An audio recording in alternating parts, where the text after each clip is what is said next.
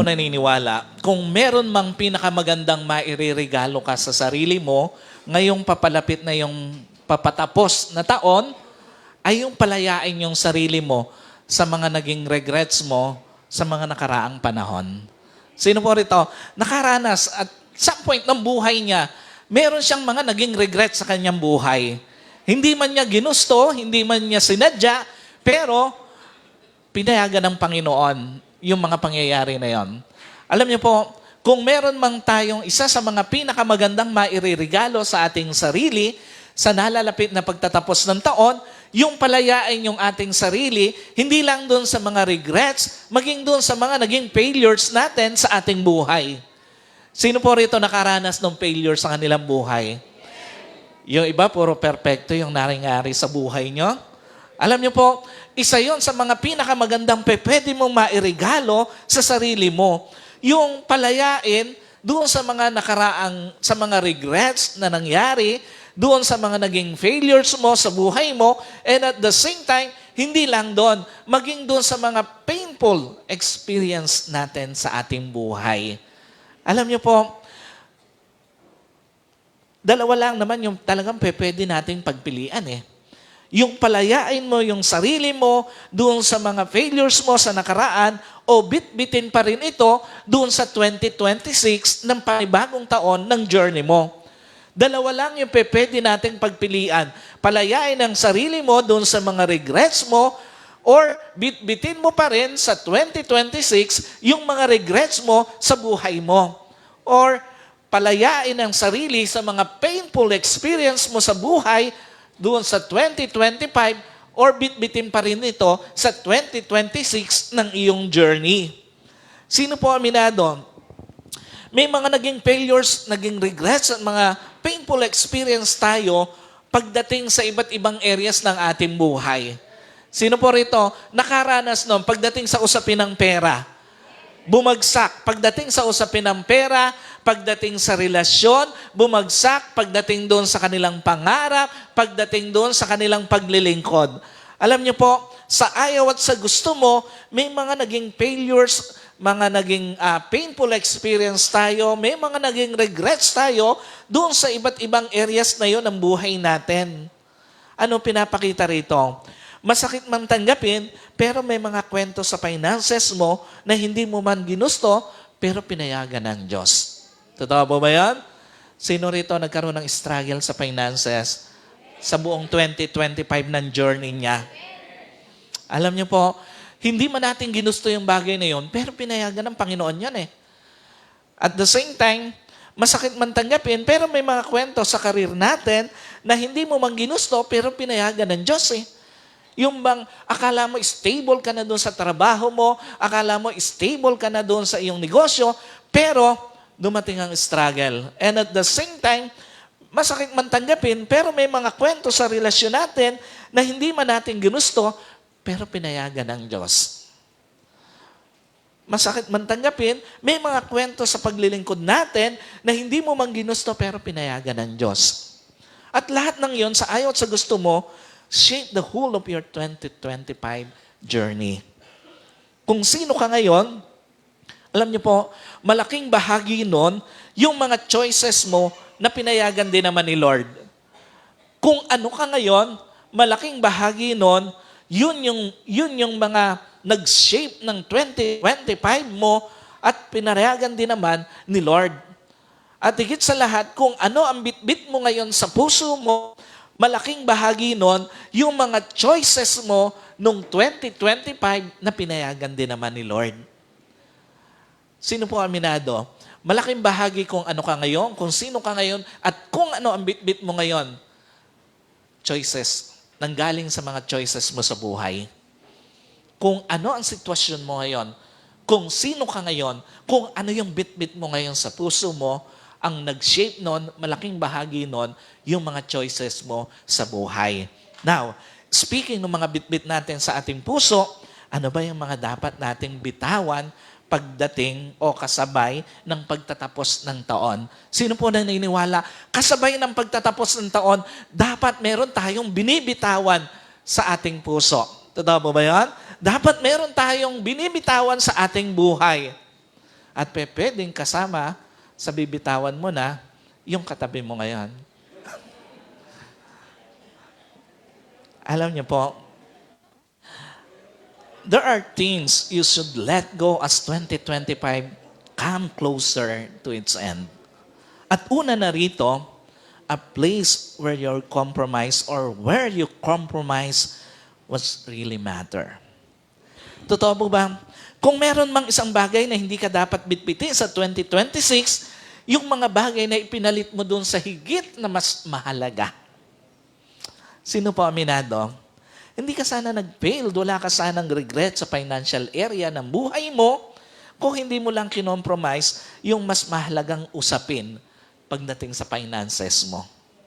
Kung pinili mo lang na yung kapayapaan ng puso mo kaysa doon sa instant gratification, kaysa doon sa deserve ko naman to, baka hindi ka na problema ngayon. Totoo ba yan? Marami yung mga ipinalit tayo, kinompromise tayo, pagdating doon sa usapin ng finances, kinompromise natin yung mas mahalaga. But again, kung pinili mo lang yung mas mahalaga, kung pinili mo lang yung kapayapaan ng puso mo, over doon sa mga panahong lagi mong sinasabi na deserve mo naman to, lagi mong sinasabi, lagi mong ginagawa yung instant gratification sa sarili mo, baka hindi ka na problema. Alam niyo po, kung pinili mo lang yung simpleng lifestyle over doon sa luho ng buhay, baka hindi ka tulala ngayon eh.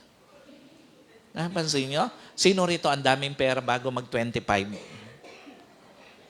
Pero after 25, nakita mo, parang malnourished yung wallet mo. Pero nung bago mag-25, napansin nyo, parang ang taba-taba, parang ang daming laman. Pero pagdating pagkatapos ng Pasko, napansin nyo, parang malnourished na yung pitaka mo. Alam nyo po, kung pinili mo lang yung simpleng lifestyle, over dun sa luho ng buhay, baka nga hindi ka na problema ngayon. At hindi ka nag-iisip kung saan napunta pera mo. At kung pinili mo lang na huwag pumasok sa utangan, baka hindi kasi laki ng bola yung eye bag mo ngayon. Napansin niyo yun? Sino aminado? Isa sa mga pinakamabilis na diet o pagda-diet, yung mangutang ka ng mangutang, tapos wala kang pambayad. Tsaka hindi ka makakatulog nun. Totoo po ba yan?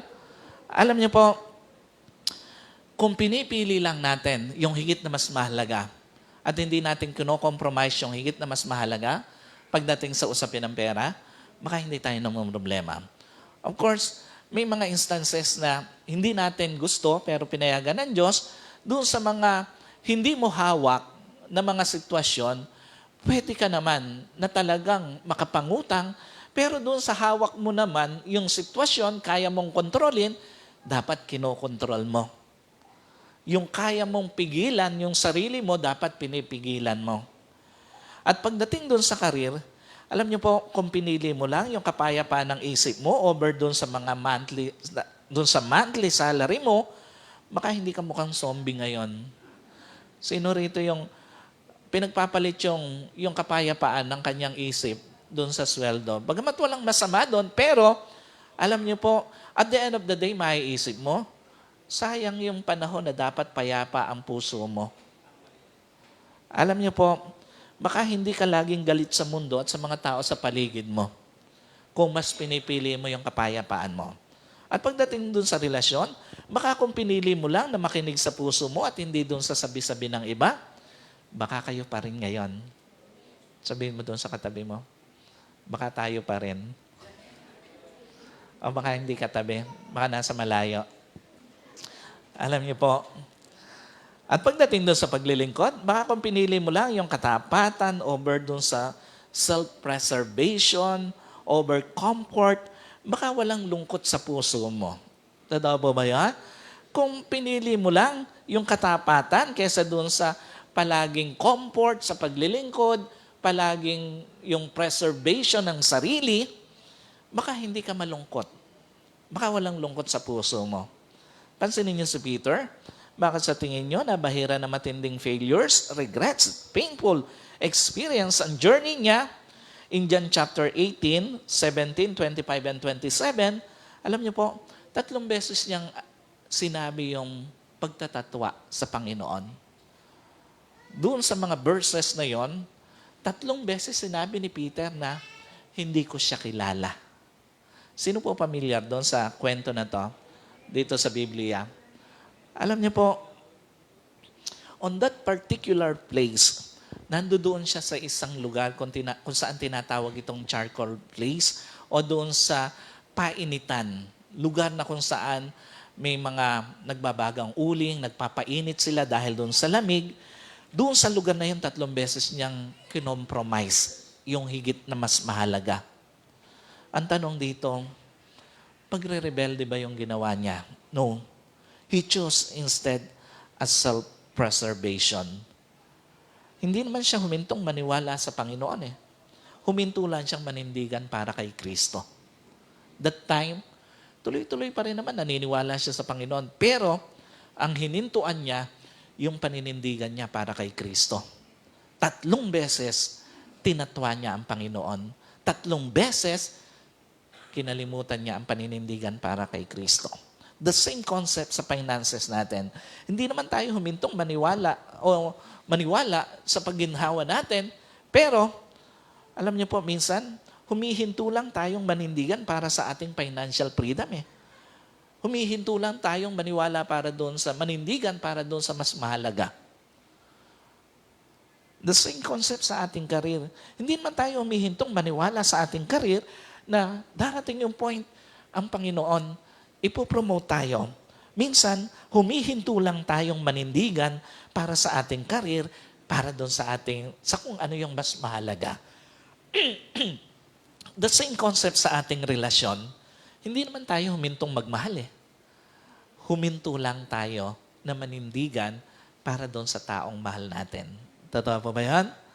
Minsan, kaya nagkakaroon ng pagkasira, nagkakaroon ng regrets, nagkakaroon ng painful experience ang isang tao, nagkakaroon ng failure ang isang tao kasi nga humihinto tayong manindigan para doon sa mas mahalaga. At maging sa ating paglilingkod, hindi man tayo humintong maniwala sa ministry. Totoo po ba yun? Minsan, humihinto lang tayong manindigan para sa paglilingkod natin. Humihinto lang tayong manindigan para doon sa mas mahalaga. Pero gaya ni Peter, at the end of the day, nagdala to sa kanya, sa journey niya, ng matinding failures, regrets, at the same time, painful experience. Ikalawa, na hindi natin dapat dinadala na o dali na doon sa papasok na bagong taon sa ating journey, a season where choice in life shaped by fear. Totoo ba? Sa aminin mo man at sa hindi, may mga choices ka sa buhay, ginawa mo out of fear. Totoo po ba yan? Pansinin niyo, may mga tao, sa takot mapagalitan ng mga naniningil sa kanya, nangutang na nangutang. Without knowing, unti-unti nahuhulog na siya doon sa tapal system.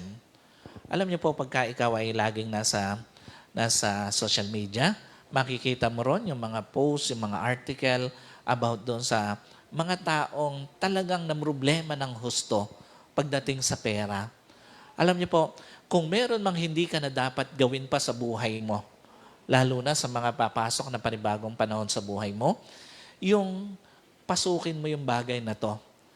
Yung sa takot na doon sa mga maniniil sa'yo, dumating ka sa point na nandoon ka na sa sistema na to, yung tapal ka na lang ng tapal until dumating yung point, wala ka ng kakayanang bayaran yung mga pagkakautang mo.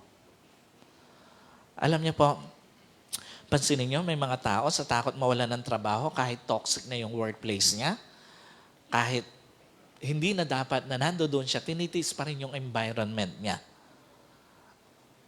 Alam niyo po, may mga tao, pagdating sa relasyon, sa takot masaktan uli, sa takot may masabi yung ibang tao, ayaw nang sumubok magmahal uli. At pansinin niyo, may mga tao sa takot na masaktan uli sa ministry, not knowing that the price of loving people Spain, hindi na naglingkod uli. Kasi nga, again, gaya po nung aking nabanggit before, lalo na doon sa ating pong nakaraang Leader Summit, hindi ka naman talaga pwedeng maglingkod nang hindi ka masasaktan. Hindi ka pwedeng magmahal ng tao nang hindi ka masasaktan. Kung ikaw ay pastor, umasa ka na masasaktan ka habang nagpapastor ka. Kung ikaw ay leader, umasa ka na habang may mga inaalagaan kang tao, masasaktan ka. Alam niyo po, again, the price of loving people is pain. Hindi ka pwedeng hindi masaktan pag nagmahal ka, pag nag-alaga ka ng mga tao. So, dito, ang problema, una, all choices in life, because of fear, create distance to your real person. Lahat ng choices sa buhay na bunga ng takot, ilalayo ka sa totoong plano ng Diyos sa buhay mo. Totoo po ba yan? Pagka yung mga decision mo sa buhay, laging bunga ito ng takot, out of fear, tandaan mo, ilalayo ka nito doon sa totoong plano ng Diyos sa buhay mo, doon sa totoong portion ng buhay mo. By the way, sino po naniniwala, hindi naman kasama sa plano ng Diyos na baong ka sa utang eh. Totoo ba yan?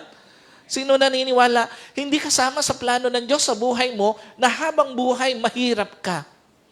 At sino po naniniwala, hindi kasama sa plano ng Diyos na nakakulong ka sa karir na walang kapayapaan ang puso mo? Totoo ba yan?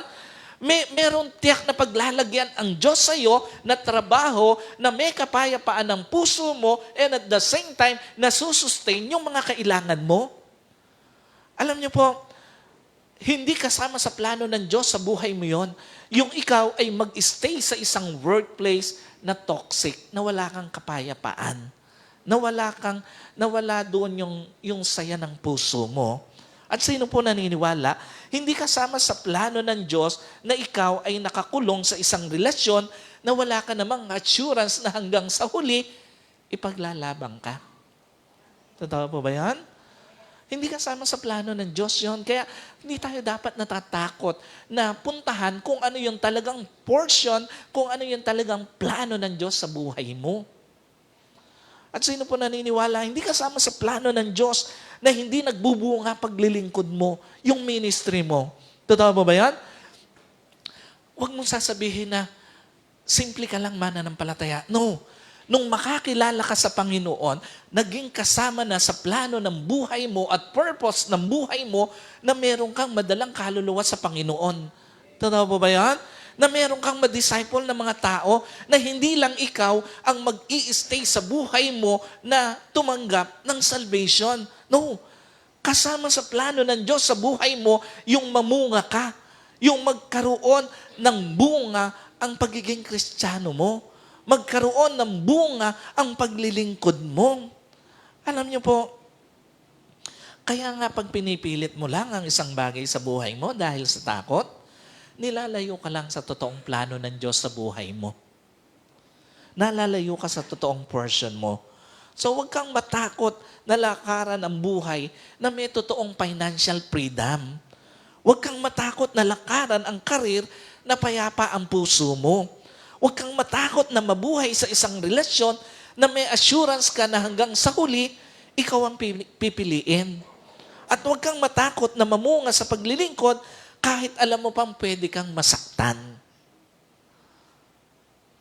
And another thing na hindi mo na dapat dalhin pa sa 2026 ng journey mo, a season where you choose silence than obedience. Sino po naniniwala? Isa sa mga dapat natin bitawan sa pagtatapos ng 2025, yung panahong mas pinipili mo pang manahimik kaysa sumunod sa Diyos. Sino po aminado? May mga pagkakataon, sa halip sundin ang pinagagawa sa iyo ng Diyos, mas nanahimik ka na lang. Totoo ba yan?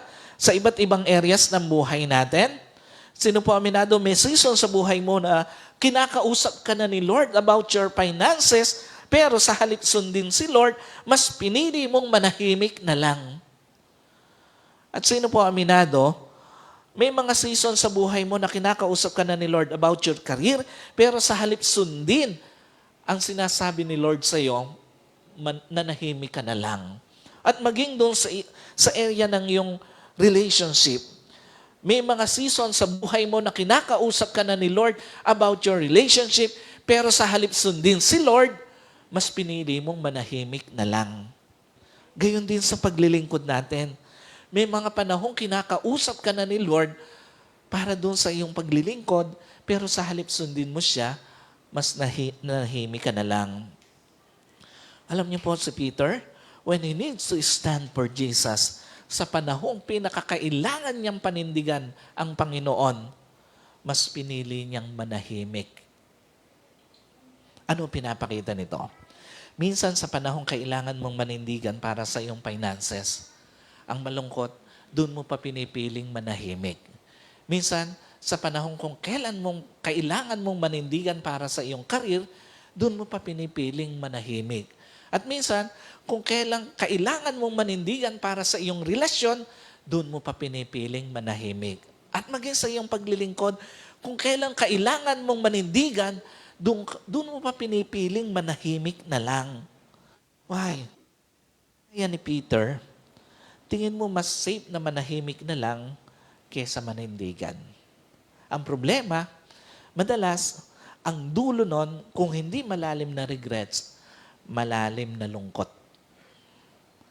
Mabuti na lang si Lord, hindi nauubusan ng season to restore yung mga failures natin. O to restore us dun sa mga failures natin, dun sa mga maling choices natin sa buhay, dun sa mga painful experience natin sa buhay. Sino po naniniwala? Hindi nauubusan ng Diyos ng chances dun sa mga para i-restore ka. Dun sa mga maling choices mo sa buhay. Dun sa mga maling naisip mo, nagawa mo, mga napili mo sa buhay mo. Alam niyo po, ang tanong dito, ano yung assurance natin na si Lord, sa kabila ng mga failures, mga maling choices sa ating finances, sa ating career, sa ating relasyon, sa ating ministry, i-restore ka pa rin. Alam niyo po, unang-una na assurance, God knows more than sermons, you need restoration. Pansinin niyo ang sabi sa John 21, verse 9, when they go out on land, they saw a charcoal fire in place with fish and laid out on it and bread. Nang sila'y makadaong sa lupa, nakakita sila roon ng mga nagbabagang uling at may isdang nakalagay sa ibabaw ng tinapay. Alam niyo po, after ng resurrection ni Lord, He did something unexpected. Ano ginawa niya? Nagluto siya. Sa halip sumbatan yung mga taong for almost 3.5 years, ay nakasama niya, naging bahagi ng buhay, naging bahagi ng kanyang pamilya, pero nawala nang hinuli na siya at ipapako sa krus. Alam niyo po, at ang pinakamatindi ron, si Peter, hindi lang lumayo sa kanya. Tinatwa pa siya. For 3 times, tahasan siyang tinatwa. But again, walang panunumbat, walang pagre-review, walang pagpapaalala ng pagkakamali. Sa halip, in John chapter 21, verses 15 to 17, 3 beses tinanong ni Lord si Peter, minamahal mo ba ako? Ang sabi ni Lord kay Peter. Bakit ginawa yun ni Lord sa tingin nyo? Kailangan ba ni Lord ng reassurance dahil nga tinatwa siya ni Peter? No. Alam niyo po, sa halip si Peter, he needs restoration. Hindi kailangan ni Lord ng reassurance. Si Peter ang may kailangan na i-restore. Sino po aminado? At this point of your journey, there are some areas ng buhay mo that the Lord needed to restore. Has needed to restore. Sino po naniniwala? May mga bagay na kailangang i-restore ang Diyos sa buhay mo. Kahit na nagkamali ka doon sa finances mo, sa iyong career, o sa iyong relasyon, o sa iyong paglilingkod, ang Diyos, handa pa rin siyang i-restore ka. Alam niyo po, bawat tanong ni Lord, tanong hindi para ipahiya siya, kundi para muli siyang buuin. Kaya ginawa ng Panginoon yung 3 beses na pagtatanong na yon kasi muli niyang binubuo si Peter. The same concept bakit naririnig mo yung mensaheng ito. Hindi para ipaalala yung paulit-ulit na pagkakamali sa finances mo, sa karir mo, sa relasyon mo, sa paglilingkod mo. No. Ang gusto ni Lord, maging malinaw sa iyo, despite ng pagkakamali mo sa finances mo, willing pa rin siyang i-restore ang finances na meron ka sa buhay mo. Despite ng pagkakamali mo sa iyong karir, willing pa rin si Lord na i-restore ang karir mo. Despite ng pagkakamali mo sa iyong relasyon, willing pa rin si Lord na i-restore ang relationship mo. And despite ng pagkakamali mo sa iyong ministry, willing pa rin si Lord na i-restore ang ministry mo o ang paglilingkod mo. Alam niyo po, napakaganda na maunawaan natin na may assurance tayo na si Lord, alam niya yung mas kailangan mo. At yun, yung restoration. Hindi mo kailangan ng laging paalalahanan o pagalitan, laging ibalik yung mga pagkakamali mo. No, alam na ng Panginoon yun eh. Kaya nga ang gusto ng Diyos, ang ibigay sa iyo, yung restoration. Ikalawa, na assurance, God will never allow your story end at your failure. Pansinin niyo, bakit kaya si Lord sa dami ng lugar na pwede niyang i-restore si Peter, pwede namang doon na lang sa dagat eh. Pwede namang doon na lang sa baybayin. Bakit dito pa sa lugar kung saan kaparehas na lugar kung saan siya tinatwa ni Peter? Alam niyo po ang sagot? Simply because redemption is not about pretending the fall never happened. Si Lord kung saan ka nagkamali, doon ka itatama. Si Lord kung saan ka bumagsak, doon ka niya ibabangon. At si Lord kung saan ka naging mahina, doon ka muling palalakasin ng Diyos. Kaya hindi aksidente, nakaparehas na lugar din kung saan muling ni-restore ng Diyos si Peter. Kasi nga, ito yung gusto ng Panginoon na maunawaan mo na bago magtapos ang 2025, kung saan ka bumagsak, doon ka rin ibabangon ng Diyos. Kung saan ka naging mahina, doon ka rin palalakasin ng Panginoon. At kung saan ka nagkamali, doon ka rin itatama ng Diyos. He will never let your journey end na mali ka. He will never let your journey end na bagsak ka. And He will never let your journey ends na mahina ka. Hindi papayagan ng Diyos na magtatapos ang kwento ng journey mo na bagsak ka, na mahina ka, na nasa mali ka. Ang kailangan mo lang, gaya ni Peter, yung willingness na magpa-restore sa kay Lord. Ano mang areas ng buhay mo yan, dapat handa kang pa-restore sa Panginoon. Kasi kahit anong gawin mo, sa ganang sarili mo, hindi mo marirestore. Ano man yung dapat i-restore sa'yo. Unless na ilagay mo sa kamay ng Diyos at hayaan mo ang Diyos ang mag-restore nung dapat ma-restore sa'yo. And finally, na assurance na pwede natin panghawakan. God will never disqualify you to your season of restoration simply because of your failure. Pansinin nyo, yung charcoal place kung saan sinabi ni Peter na hindi ko siya kilala, kaparehas na lugar din kung saan sinabi ni Lord kay Peter, sumunod ka sa akin. Failure does not disqualify Peter. What failure started, grace finished. What does it mean? Tandaan niyo po, hindi dahil nagkamali ka ngayong 2025 sa finances mo, tapos na finances mo. Maniwala ka.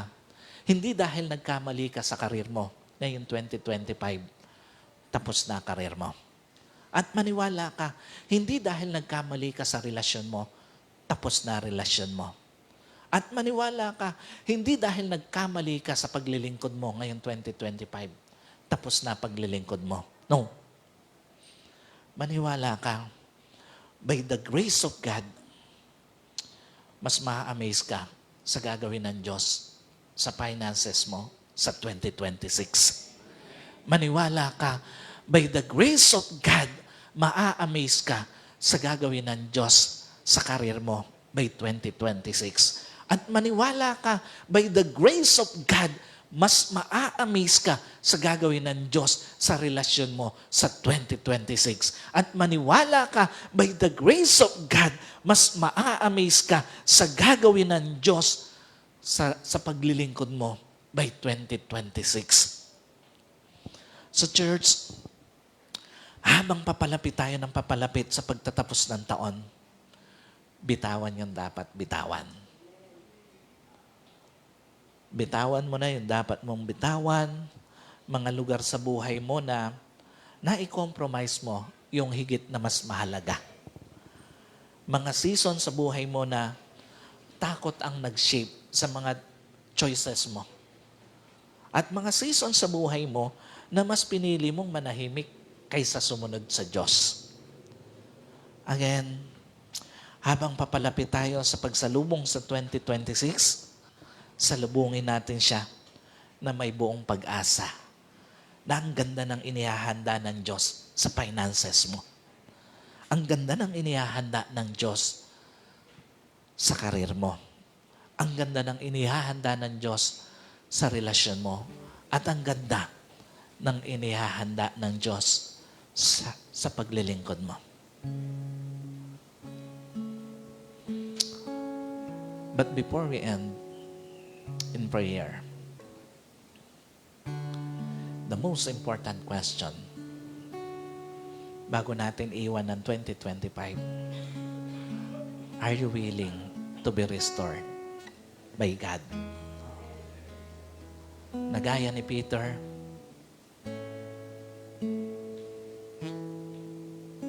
pinili niyang magpa-restore sa Panginoon. Alam niyo po, this morning, maaaring bago ka dumating dito, bago dumating yung araw na to, maaaring dumating dun sa point na naisip mo na, ano pa ba mangyayari sa finances mo? Ano na ba mangyayari sa karir mo? Ano na ba mangyayari sa iyong relasyon? Ano na ba mangyayari sa iyong paglilingkod? Pero gaya po ng akin nabanggit, God is more than willing to restore you. Whatever areas in your life that needed to be restored, He is more than willing to do. Hindi ipagkakait ng Diyos dahil siya mismo yung nagplano at may pangarap para sa iyo ng magagandang bagay na yon. Hindi ipagkakait ng Diyos sa iyo na maranasan mo ang financial freedom dahil ang Diyos mismo ang may gusto nito para sa iyo. Ang Diyos mismo at kasama sa plano niya, sa purpose niya, maranasan mo ang totoong financial freedom sa buhay mo. Hindi ipagkakait ng Diyos sa iyo ang isang karir na payapa ang puso mo habang nasusustain yung mga pangangailangan mo at ng pamilya mo. Kasi yun yung plano ng Diyos at purpose ng Diyos, bakit may karir ka, bakit may business ka. At hindi ipagkakait ng Diyos sa iyo na magkaroon ng isang relasyon na hanggang sa huli ikaw yung pipiliin. Kasi iyon naman talaga ang design ng Diyos para sa isang relasyon mo. At hindi ipagkakait ng Diyos sa iyo na magkaroon ka, maranasan mo ang isang mabungang paglilingkod. Kasi iyon yung gusto ng Diyos na mamunga ka sa paglilingkod mo. Habang papalapit tayo sa 2025, ano mang gusto mong iparestore sa Panginoon bago pumasok ang 2026, let this morning a moment of restoration in your journey. Hayaan mo na itong umagang ito maging umaga, hindi lang ng pamamaalam natin sa 2025, kundi isang umaga, espesyal na umaga na kung saan mararamdaman mo na sinasabi sa iyo ng Panginoon, anak, hindi pa huli ang lahat. Marirestore pa ang finances mo. Anak, marirestore pa yung karir mo. marirestore pa ang relasyon mo at marirestore pa ang paglilingkod mo.